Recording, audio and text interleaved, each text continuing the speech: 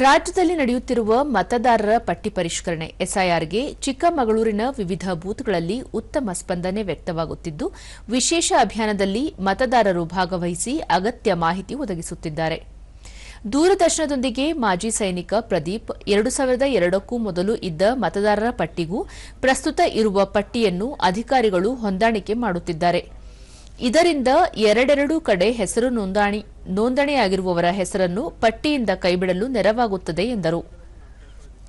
ಅವರು ಬಂದಾಗ ಈ SIR ಮಾಡೋದಕ್ಕೆ ಬಂದಾಗ ನೀವು ಸಹಕರಿಸಿ ಅವ್ರು ಕೇಳಿರೋ ಡಾಕ್ಯುಮೆಂಟ್ ಪ್ರೊಡ್ಯೂಸ್ ಮಾಡಿ, ಹಾಗೆ ಎಂಟ್ರಿ ಏನಾದ್ರು ಇತ್ತು ಅಂತಂದ್ರೆ ನೀವು ಕೂಲಂಕುಷವಾಗಿ ಪರಿಗಣಿಸಿ ಅದನ್ನ ಎಂಟ್ರಿ ಮಾಡಿಸ್ಕೊಳ್ಳಿ. ಯಾವ್ದು ಡಿಲೀಟ್ ಮಾಡಿಸ್ಬೇಕು, ಎರಡೆರಡು ಕಡೆ ಇತ್ತು ಅಂತಂದ್ರೆ ದಯವಿಟ್ಟು ಡಿಲೀಟ್ ಮಾಡಿಸಿ. ಮತದಾರ ಸಚಿನ್, ಪರಿಷ್ಕರಣೆಯಿಂದ ಅಕ್ರಮ ಮತದಾರರನ್ನು ಪತ್ತೆ ಹಚ್ಚಲಾಗುತ್ತಿದೆ. ಈ ಪ್ರಕ್ರಿಯೆಯಲ್ಲಿ ಪ್ರತಿಯೊಬ್ಬರು ಭಾಗವಹಿಸಬೇಕು ಎಂದು ಹೇಳಿದರು. ಅದೇ ರೀತಿ ತಮಿಳುನಾಡಲ್ಲಿ 70 ಲಕ್ಷ ಮತಗಳನ್ನು ತೆಗೆದಿದ್ದಾರೆ.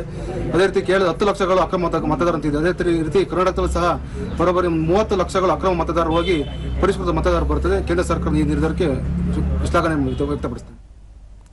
ಮತ್ತೊಬ್ಬ ಮತದಾರ ಮಧು ಕುಮಾರ್ ರಾಜ್ ಅರಸ್, ಚುನಾವಣಾ ಆಯೋಗದ ನಿರ್ದೇಶನದಂತೆ ಪ್ರತಿದಿನ ಒಂದೊಂದು ಬೂತ್ನಲ್ಲಿ ಮತದಾರರ ಪಟ್ಟಿ ಪರಿಷ್ಕರಣೆಯಾಗುತ್ತಿದ್ದು, ಸಾರ್ವಜನಿಕರು ಇದರ ಸದುಪಯೋಗ ಪಡಿಸಿಕೊಂಡು ಪ್ರಜಾಪ್ರಭುತ್ವದ ವ್ಯವಸ್ಥೆ ಬಲಪಡಿಸಬೇಕು ಎಂದು ಹೇಳಿದರು.